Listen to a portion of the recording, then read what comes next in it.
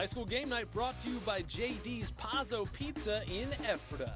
Hello and welcome to the High School Game Night Halftime Show. I'm your host, John Buffone. It's week 5 of the LL football season. This is when we see section races really starting to form. In just a few minutes, we'll catch up with LMP's Jeff Reinhardt to get his take on the LL football scene. But first, let's introduce the athlete of the week.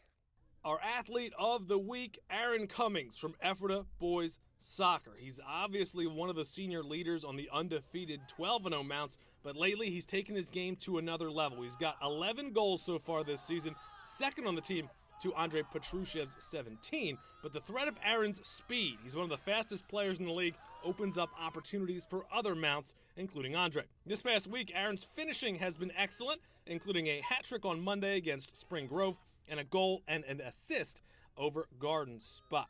Aaron will tell you that he started a bit slow this season, but it's finally all coming together. The first couple games I was coming out and I was kind of passive, and I tried a little, trying to take on my defenders, and sometimes it worked, sometimes it didn't, but my players and coaches kept telling me to just keep going at them, so I did. Each game it just kept getting closer to the box, like more finishing. It's amazing. I love it. All the guys work hard. I feel like the more they work hard, the more I work hard, so like they really push me. And every single ball that goes over the top, they scream my name, Aaron, Aaron, so I just keep going and keep working. Next game is Solanco, that's what we're gonna focus on. And once we get to leagues, we're gonna focus on that game.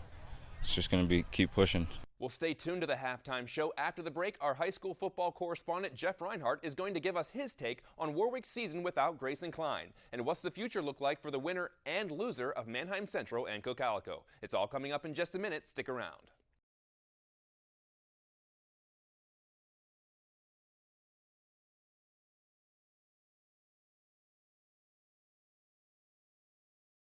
High School Game Night brought to you by JD's Pazzo Pizza in Ephrata. Well, welcome back to the High School Game Night Halftime Show. I'm John Buffone, and as promised, I'm joined now by Jeff Reinhardt of LMP. Jeff, we're 4.5 weeks into the season. Week 5 is here. We're at the midpoint of the season. How crazy is that to think about? I know, wow. Halfway home, and the weather's still hot, and it's crazy. But yeah, this season's flying here so far. This is when we see things starting to form a little bit. Yeah. I want to start with Warwick, a team that maybe wasn't thinking section championship, but maybe was thinking about the possibility of a playoff run. And now they have to do it without Grayson Klein, a season-ending injury to his patellar tendon. They now have to turn to Adam Ricketts. Do they need to change what they're doing now to try to get to where they're going, or do they kind of just stay the course? Perhaps. I see them changing a little bit. First of all, tough break for Grayson Klein, and all the best to that young man. I know he's probably going to have some surgeries in his immediate future, and you hate to see that, especially the way it happened, and transferring, new school, new friends, new team. Hated to see that. Adam Ricketts would have been the QB before Grayson came in. I think they changed a little bit. Nick Fucci's good on the ground. Isaac Rissinger is a veteran breakaway kid. Both of those guys can get yards on the ground. Wouldn't surprise me if Warwick, especially here with Lebanon this week, goes back to a little bit of a rushing attack, lets Ricketts kind of get his feet wet, getting big minutes, first quarter, first half minutes. But he still has a lot of weapons around him. Carter Forney's been great. Right. Over 20 catches. He's been phenomenal catching the ball on top, and he has one of the best tight ends in the district at his disposal in Hayden Lucci, who's great. He has 10+ Division I scholarship offers already in his back pocket. Not too bad. Not too bad. So the weapons are there. But here's the thing with Warwick. It's going to start to get a little tricky because the next 2 weeks they have Henfield and Manheim Township back-to-back. So we'll see. Not an easy task. We'll see how they do with Lebanon. It might take them a little while to jive, get on the same page with Mr. Ricketts. But like I said, a lot of weapons around him, a lot of experienced weapons around him.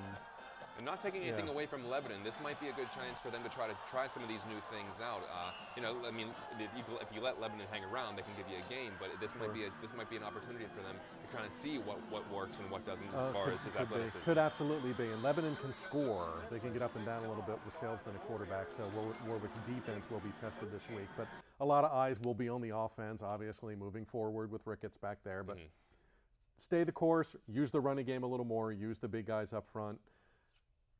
pick and choose the weapons when you need them, and keep your fingers crossed. Again, all the best to Grayson Klein. I hate to see any injury, any kid, any team. Hate to see it. For sure, and it's going to be an interesting finish to the Warriors season. Let's switch gears. Let's talk about the game you're watching right now, Manheim Central at Cocalico. Regardless of who wins this game, is the winner kind of the heavy favorite in Section 2 right now, or are there enough speed bumps in Section 2 where, you know, this could still be up for grabs no matter who wins this game? Speed bump, good word. Talked to Coach Hahn this week, and he said, big game, obviously it's Cocalico. Rival game, monster game. But he said, we're looking at it this way. Yes, it's Cocalico, but this game is for the driver's seat, because he knows, and Coach Gingrich knows, there's a lot of landmines out there. Oh, yeah. A ton of landmines. Solanco can score. Garden Spot can score a ton. E-Town with their defense is really tricky. It's Section 2 LA football. Anything can and usually does happen. Obviously, the winner here tonight, driver's seat, like Coach Hahn said, no doubt about it.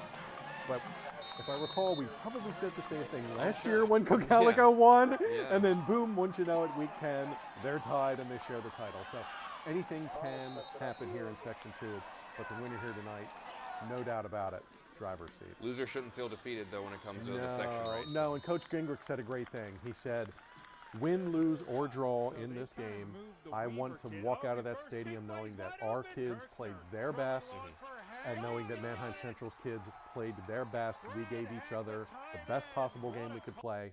I can live with that. It's a good measuring stick as they try to go into the next level when the playoffs come around. No Let's finish with another Section 2 team, a team that you kind of talked about, Solanco, a team that you saw last Saturday, actually. The rushing game, to no surprise, is their strength, but are they even exceeding their own expectations right now? And are they a dark horse in Section 2?